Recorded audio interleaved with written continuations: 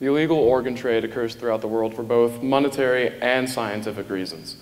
Reporter Scott Carney has dedicated his entire life to documenting this macabre organization, which he calls the Red Market. In his autobiographical work, Scott tells us the story of how he, along with his close friend Emily, took a trip to rural India. There, Emily, because of a mental condition, committed suicide.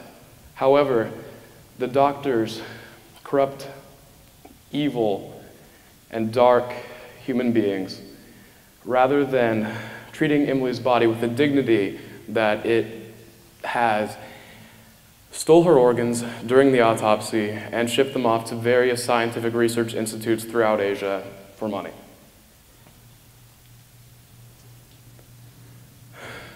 2 days later, I'm asked by the American police to take pictures of Emily's post-autopsy corpse. Apparently, forensics experts in the United States don't trust their Indian counterparts. I'm told that without these pictures, her body may never leave India. I expect to be repulsed. The thought of seeing her post-autopsy corpse scares me. Bile churns in my stomach.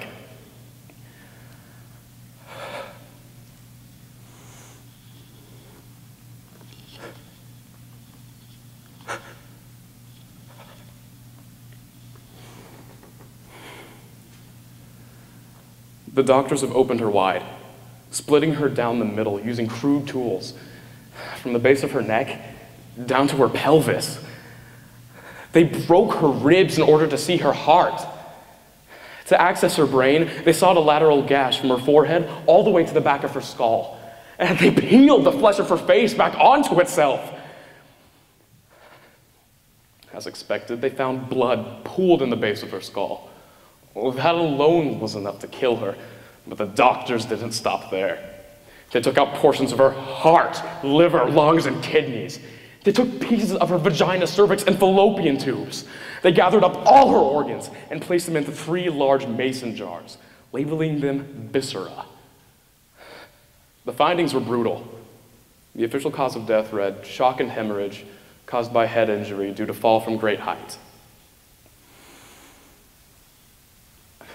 I do not feel the way I had anticipated. A different and much more disturbing emotion wells up in my stomach and flushes my cheeks. It's not her injuries that disturb me. It's her nakedness that fills me with regret.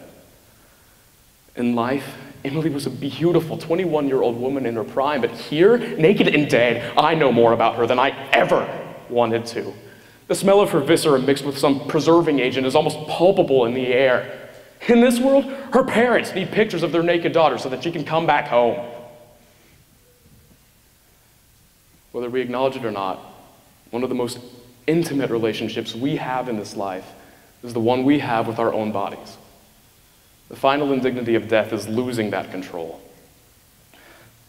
The fall damaged her frame, but the aggressive harvesting done by the doctors who cut up her organs and sent them far across India is much worse. To call what is left of this Emily, or even Emily's body, is a lie. Whatever this is, it is incomplete and will never be whole again. In death, she's an object to be parceled out to any stakeholder who lays a claim, whether it be the doctors who cut her, the reporters who sold her image, or to the parents who now wish to claim her whole. And now, I am a part of this chain, a collector and storyteller of the dead. I take the camera. Starting at her toes, I cover every inch of her battered body until I reach the gash on her forehead. Soon, her body will be on a plane to Delhi.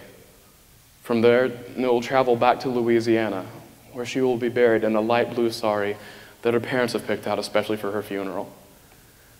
Soon, one of them will come and move her body into a waiting van.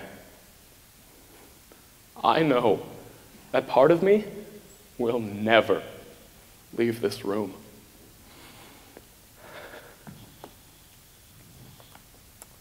I'm sorry.